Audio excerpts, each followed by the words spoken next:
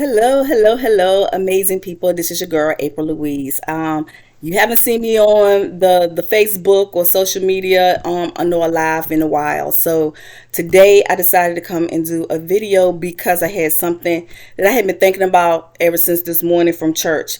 And I wanted to discuss it so you can comment and we can have a conversation in the comment section.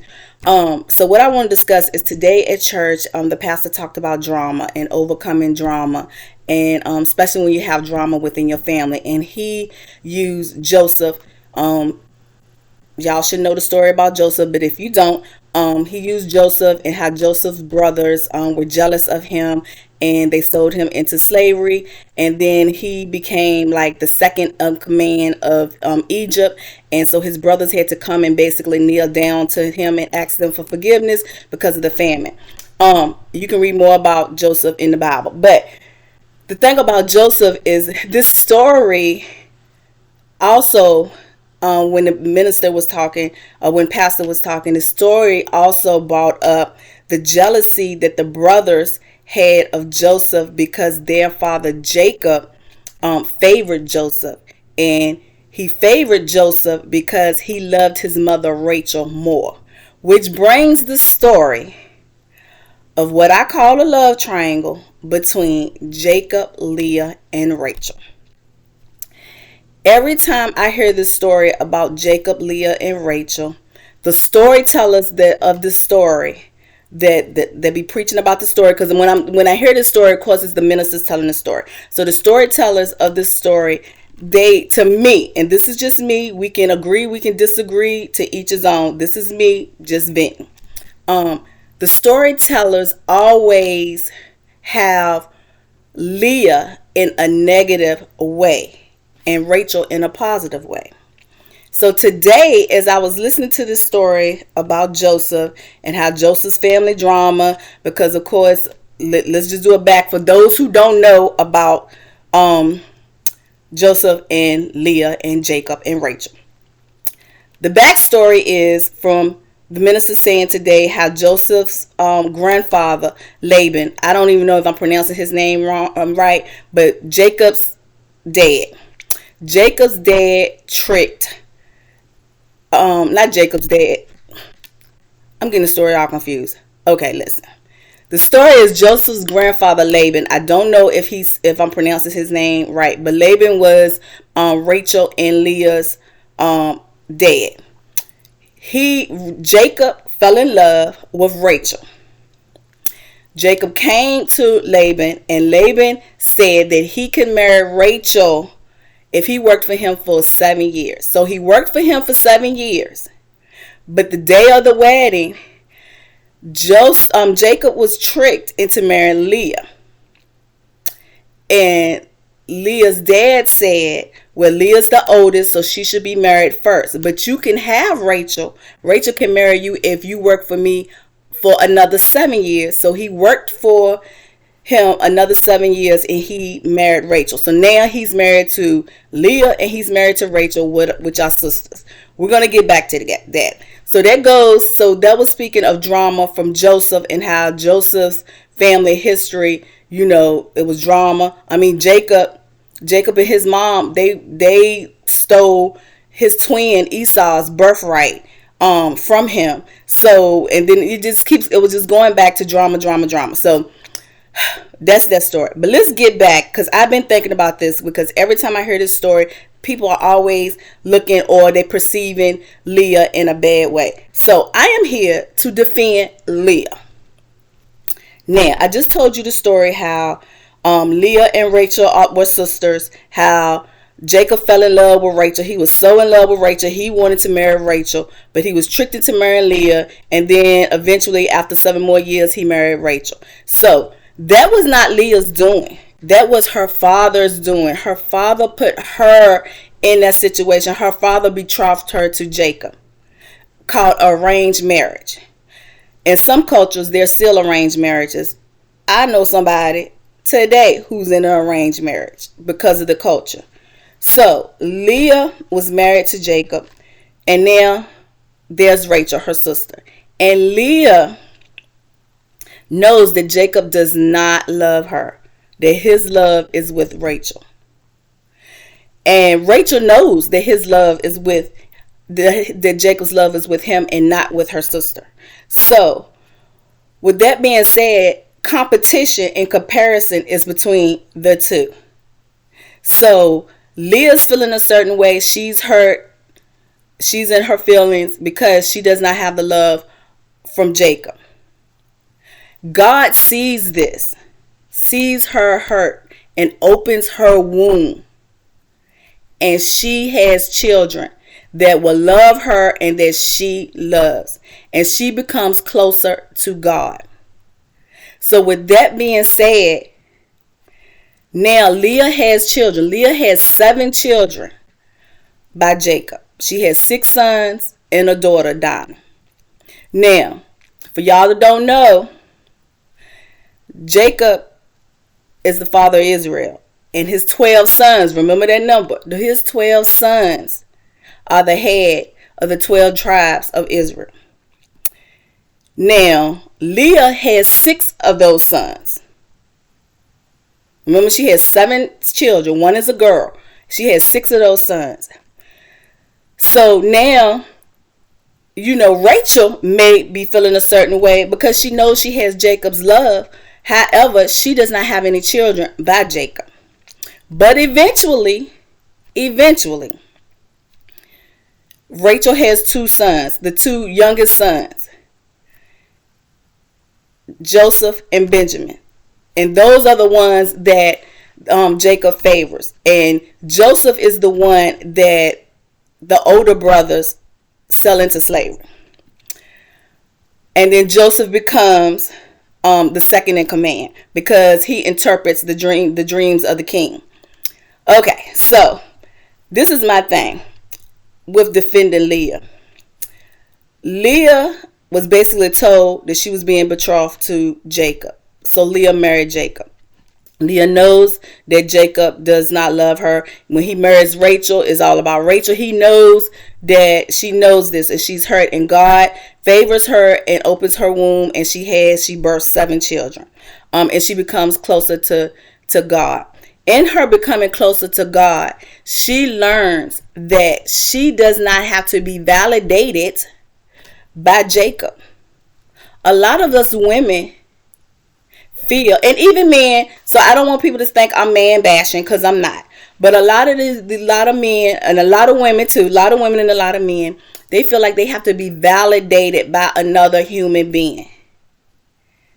Leah did her wifely duties. She was the wife to him. She was the mother to his children. She did her duties, but still she did not feel the love from Jacob because he was in love, which is 2 different things. You can love someone and you can be in love with somebody. They are 2 totally different things. Jacob was not in love with her. He was in love with Rachel. God blessed Leah to overcome her pain and to have children who loved her and she loved back. Even though her 6 boys were a little messy, but that's another story for another day. But she loved them and they loved her. She learned that she did not need Jacob to validate her. So what I'm saying to the women out there and the men out there, you do not need a person to validate you.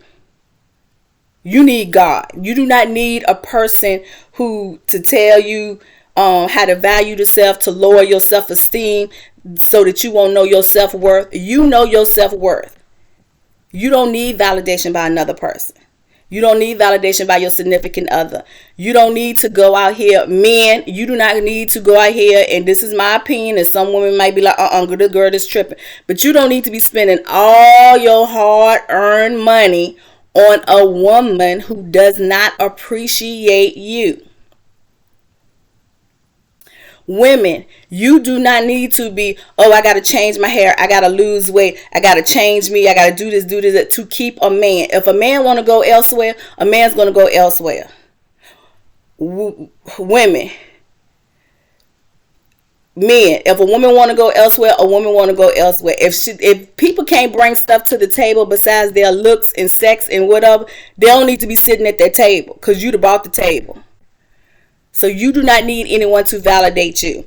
Anyway, so I just don't like it when people tell the story and how they tell this true love story about Jacob and Rachel, which is probably is a true love story, and how he just loved her, loved her, loved her, and then having Leah out here looking like she in the wrong. She's not in the wrong.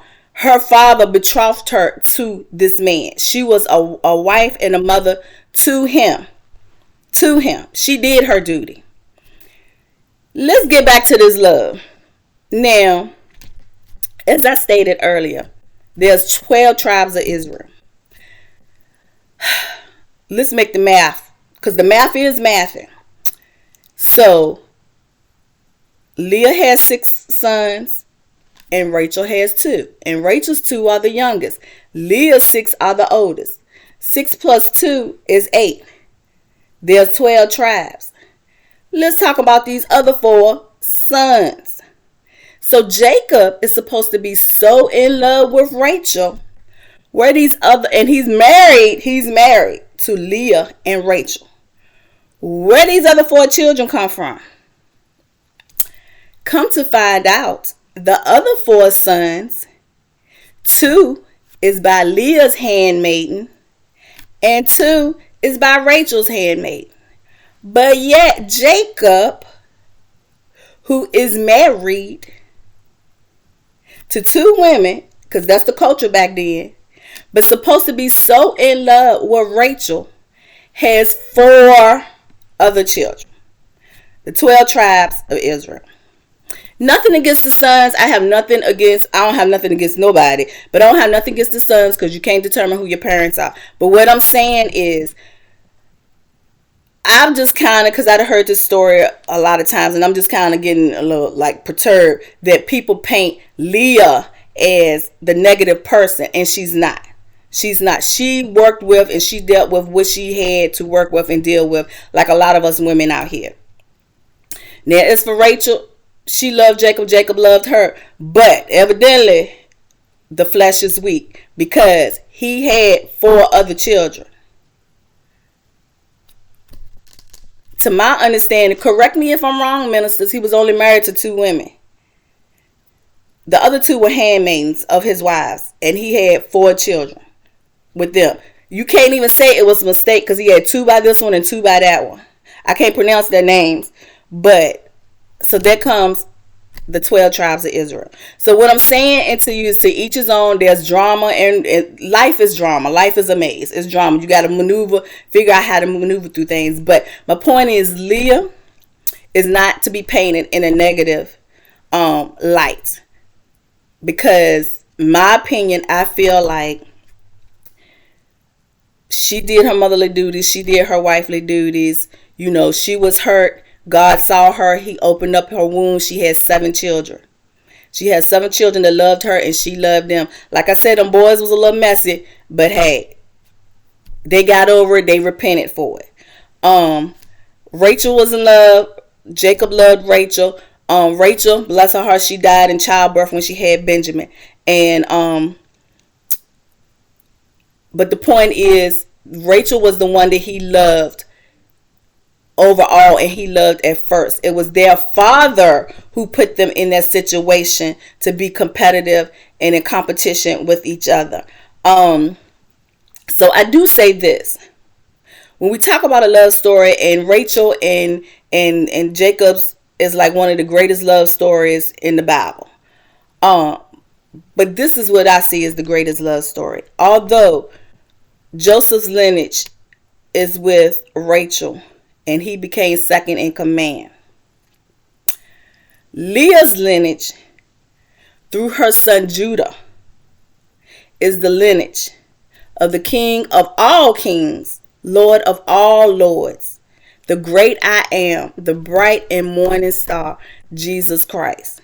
And Jesus is the true love story. So with that being said, I just had to get that off my chest, because it was just bothering me that when the story is being told, from what I've heard in the past, the story is being told as painting Leah in a negative light, and Leah was not, and I don't consider her as being in a negative life. I consider her doing what she had to do with what she had. She had to navigate through that maze. So with that being said, beautiful people, I say you do not need someone to validate you. You know, God is what you need. And if you want to talk about this, you can comment in the conversations. Ministers that's on my timeline, if you got something to say, you can say it in the comments. We're gonna be respectful about this topic because I'm not the one, but we're gonna be respectful about this topic, and we're gonna discuss how you feel about this situation, about Leah, Jacob, and Rachel. So again, amazing people, have a blessed day, and I wish you blessings and love.